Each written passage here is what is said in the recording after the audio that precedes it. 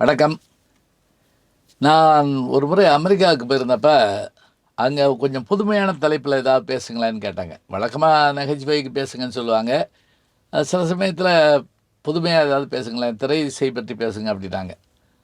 அப்பதான் நான் என்ன பண்ணேன் அப்படின்னா, பாபநாசம் சிவன் முதல் பா. விஜய் வரை, இன்னைக்கு பாட்டு எழுதுற பா. விஜய் வரை அப்படின்னு அ ஒரு தலைப்பில பேசினேன்.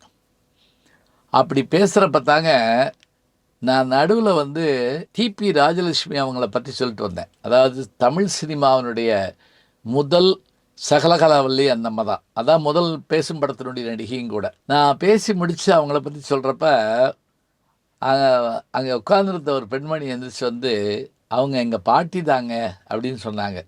எனக்கு அப்படியே ஆச்சரியமா போச்சு அப்படி அவங்க சொன்னது. இதோட நிறுத்தக்கூடாதுங்க. போன வாரம் நான் ஏர்போர்ட்டுக்கு வர்றதுக்காக வரம்போது, அங்க இருக்கிற சரவண பவன்ல சாப்பிட்டு வெளிய வர்றேன். அப்ப அவங்களும் 94 வயதுக்கு மேற்பட்ட இன்னொரு பெரியவங்களும் வந்தாங்க. "உங்க பேர் கமலாவான்னு?" நான் கேட்டேன். "ஆமா.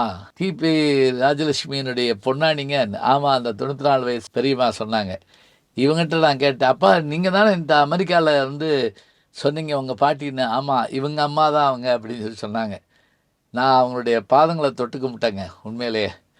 என்ன அப்படின்னா, பாருங்க ஒரு பெரிய சினிமா பாரம்பரியத்தினுடைய வம்சாவளி இன்னைக்கு இருக்காங்க. அவங்கள பார்த்தா ஒரு சந்தோஷம் இருந்தது.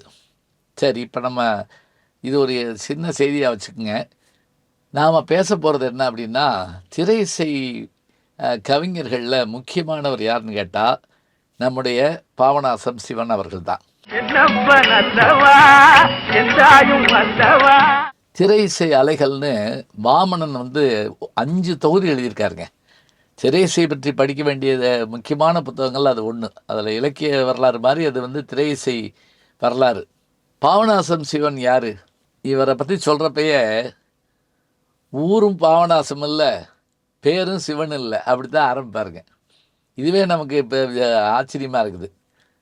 இவர் வந்து இந்த பாபநாசம் சிவன், இவருடைய பிறந்த ஊர் எதுன்னா, நாகை மாவட்டத்துல போலகம் என்கின்ற ஒரு சின்ன கிராமம். இவருடைய தாய் தந்தையர் பேர் வந்து, அப்பா பேரு ராமாமிர்த ஐயர், அம்மா பேரு யோகாம்பாள். இவர் 1890ஆம் ஆண்டு, அதாவது 18ஆம் நூற்றாண்டு கடைசியில பிறக்கிறார். எங்க போலகத்துல பிறக்கிறார். அப்பா சிறு வயதிலேயே மறைஞ்சிடுறாரு. தாயாரோடு வாழ்ற இவர் வந்து இசை படிச்சுக்கிறதுக்காக ரொம்ப முயற்சி எடுத்து படிக்கிறார். இவரை பற்றி இன்னொரு குறிப்பு சொல்றதா இருந்தா, இவருடைய மூத்த சகோதரருடைய மகள் தான் தமிழகத்தினுடைய முன்னாள் முதல்வர் டாக்டர் எம்ஜிஆர் அவர்களுடைய துணைவியாராகிய அந்த காலத்துல புகழ்பெற்ற கதாநாயகி வி.என். ஜானகி. அவரும் முதல்வராக இருந்தவங்க தான் வி.என். ஜானகியும். வி.என். ஜானகி அவர்களுடைய சித்தப்பா தான் நம்முடைய பாபநாசம் சிவன். இந்த பாபநாசம் சிவன் ஏன் பேர் வந்தது என்றால், இவர் அங்கிருந்து போலகத்திலிருந்து புறப்பட்டு குற்றாலம், அதாவது குத்தாலம்னு சொல்லுவோம் நம்ம, கும்பகோணத்துக்கு பக்கத்துல. அந்த ஊர்ல இருக்கக்கூடிய பாபநாசம்ங்கிற ஊரு.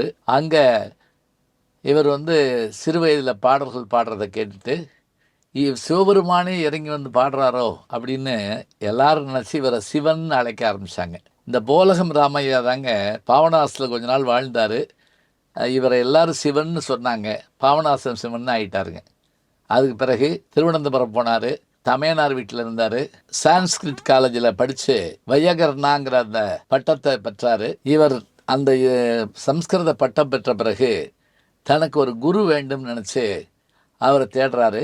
பிறகு கண்டடைகிறாரு. அவர் தான் கோனேரி ராஜபுரம் வைத்தியநாத ஐயர். அதன் பிறகு என்ன அப்படின்னா, அவர் வந்து மயிலாப்பூர் வந்துடுறார். மயிலாப்பூர் வந்து அதிகாலை நேரத்தில் அவர் வந்து அந்த பஜனை பாடல்களை, மார்கழி மாதத்தை தனுர் மாத பஜனை, இவருடைய பாடலும் இவருடைய பூஜையும் பார்த்து கேட்டு அவ்வளோ மகிழ்வாங்களாம்.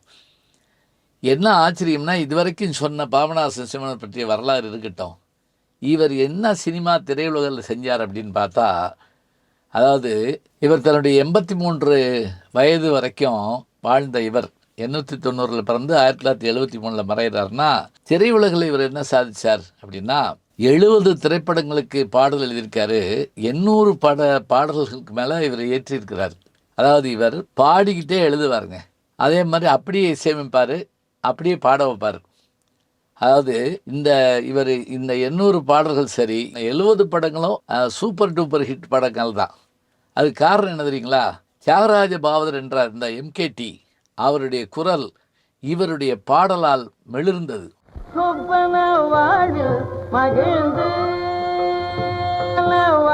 மன்மத லீலையை வென்றார் உண்டோங்கிற அந்த பாட்டு, அது வந்து ஹரிதாஸ் படத்தில் 3 வருஷம் அந்த படம் ஓடினது காரணம் இந்த மாதிரி பாட்டு தாங்க.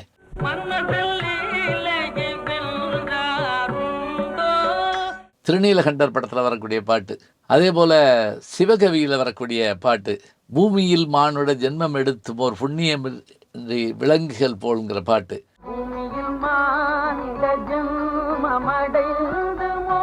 அம்பிகாவதி, பழைய அம்பிகாவதி, புது அம்பிகாவதியில் சிவாஜியும் பானுமதி நடிச்சிருப்பாங்க, பழைய அம்பிகாவதியில் தியாகராஜ பாபு நடிச்சிருப்பார். அப்போ இவருடைய இந்த பாடல்கள் தான் இவ்வளோ பெரிய மாற்றத்தை கொடுத்ததுங்க.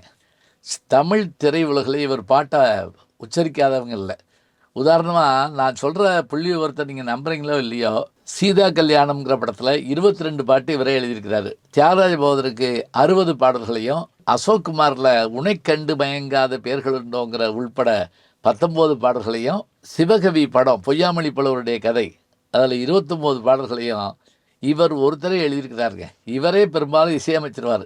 இல்லைன்னா அவர் ஜி ராமநாதர் வந்து அதில் இசையமைப்பார். இப்போ பாருங்கள், இவருடைய இந்த முயற்சி தாங்க இவர் நடிகராகவும் இருந்திருக்கிறார். குசேலு குபேராங்கிற படத்தில் இவர் வந்து அந்த குசேலராகவும் நடிச்சிருப்பார்.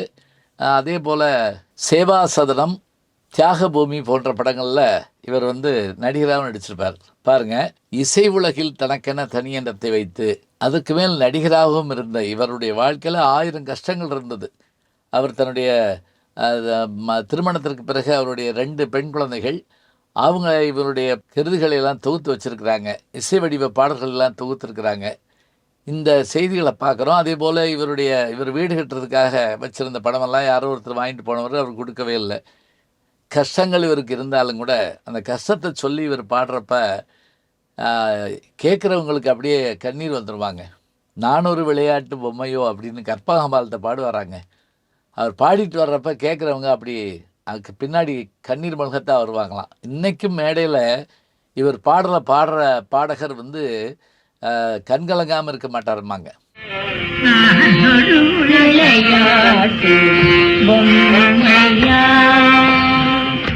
மதுரை மணியர் தொடங்கி பெரும் மேதைகள் எல்லாம் இவருடைய பாடலை பாடுவாங்க.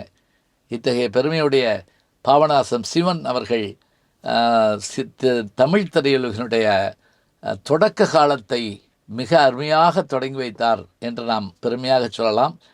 1973 இவர் மறைந்தாலும் கூட இன்றளவும் பழைய பாடல்களை விரும்புகின்ற ரசிகர்களுக்கு அவருடைய பாடல் ஒரு தேவாமிர்தம்தான். தொடர்ந்து தமிழ் திரையுலகினுடைய திரையிசை கவிஞர்கள் பற்றி காண இருக்கின்றோம். தொடரட்டும் இந்த பயணம். நல்ல செய்திகளை நாளும் சிந்திப்போம். நாளை சந்திப்போம். நாளும் நல்ல தமிழ் கேட்க முனைவர் ஞானசம்பந்தம் அவர்களின் கேளுங்கள். கண்டிப்பாக கேளுங்க. நான் கேட்டுட்டு இருக்கேன்.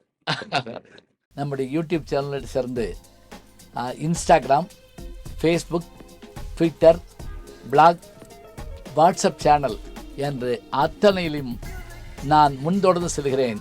நீங்கள் பின்தொடர்ந்து வாருங்கள்.